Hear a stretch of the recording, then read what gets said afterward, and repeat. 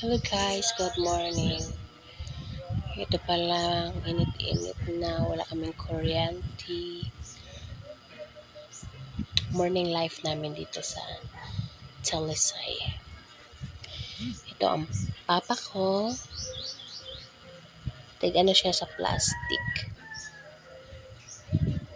At ito naman, ang sister ko, chef cook po siya. Siya tigloto. Yan, masarap po yan. Karinderya pala yung ano namin dito. Wow, napakasarap. At saka, ito naman ang sister namin isa, ang reyna sa lahat. Tingnan nyo, napakasarap ng mga ulam namin. Sarap po yan. Sarap pagluto sila. Wow, gulay. 10 piso lang. Mura lang po kami.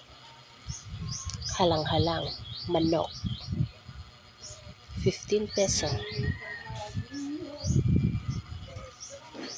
Giniling. Baboy. Pork. 10 peso. Bihon.